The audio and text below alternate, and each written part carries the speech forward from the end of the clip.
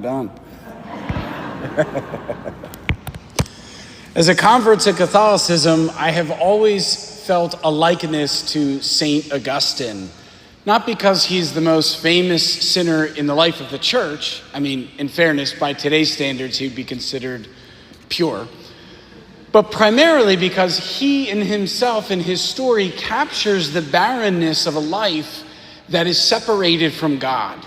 So for those who are not familiar with St. Augustine, he was a young man in the 4th century, and he brushed off his mother's Catholicism so that he could go find his own version of happiness out there in the world as made sense to him. And so he chased happiness in women, in popularity, and in ongoing education. He was very convinced that if he could just master the art of public speaking, win the esteem of his peers, and accumulate enough wealth to live comfortably, then he wouldn't need anything else. He would be perfectly content. And honestly, I think that is the case for all of us, at least at some point in the adventure of the human life. I know that is true of myself. When I was younger, I was convinced if I dated the prettiest girl on the track team, if I could just win state championships in pole vaulting, if I got rich, I would be absolutely content. And what Augustine discovered, as did I, is that I was wrong. We were both wrong. For Augustine, in his time, he slowly learned that as he strove to achieve happiness through this way, that it was just this life that was so competitive all the time, that he in his very bones was just exhausted, and the blessed life that he was striving for just seemed always to be just outside of his reach. There was no finish line for his efforts to carry him across. There was no mountaintop he was going to get to sit down and finally rest, having his mountain of gold. In fact, he even realized that if even there was, and that was possible, the results would not quench the desires that riled up within his own heart.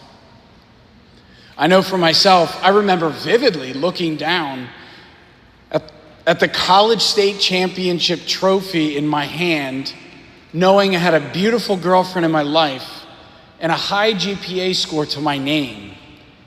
And I knew with absolute clarity I was miserable. In fact, all of this was in vain. A new track season was going to begin in 2 weeks. Beauty fades and GPAs just give way to performance reviews in corporate America. What was it all for? The grind never ends. And I am so tired. So tired. Not the I need a vacation in Wildwood tired, but like soul tired.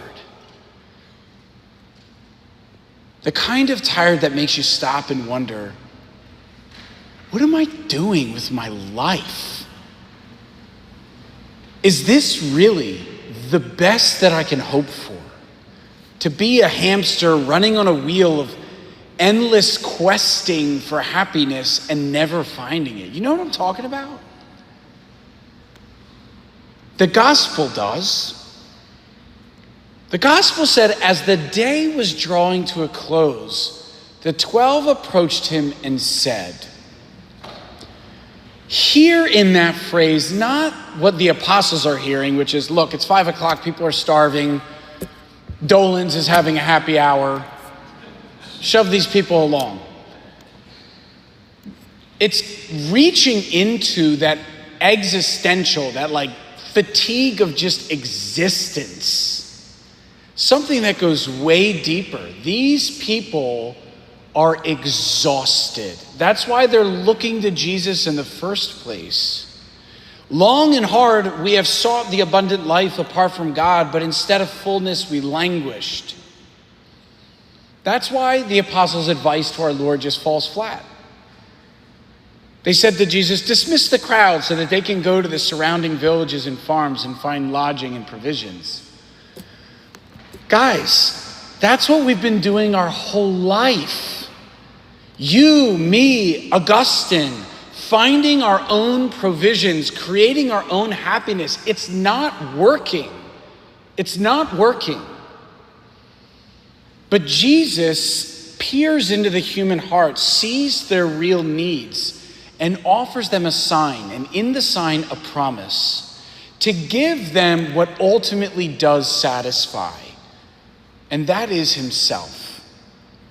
The multiplication of the loaves and the fish, the miracle of the bread and the flesh, is a sign of the Eucharist to come, is the gift of Christ who gives his flesh under the form of bread, so that we can encounter him, the very one who said, "Come to me, all you who labor and are burdened, and I will give you rest." Folks, the Eucharist is our rest. Why?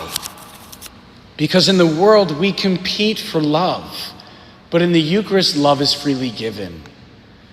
He is the appeal of the burdened conscience to the Father, the eternal sacrifice that stands between us and death.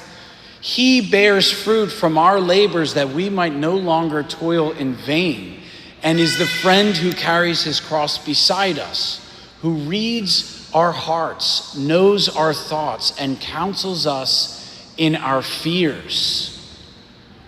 When Augustine realized this, he stopped the rat race, stopped competing for his career, stopped fretting over his place in society, stopped catering to the demands of his flesh. He just stopped. And he adored. You made us for yourself, and our hearts are restless until they find their rest in you. This is hard-earned wisdom that St. Augustine found. Because in the Eucharist, we find that rest. I found that to be true in my own life, which is why I'm standing here before you today. Full disclosure, I have no more trophies. In fact, I don't have a wife. And I definitely don't have money. But I don't have them because I'm tired of pretending that they make me happy. And I'm tired of being tired, of making my own provisions, as the gospel says. And if you feel the same way, I have very good news. Your rest is closer than you think.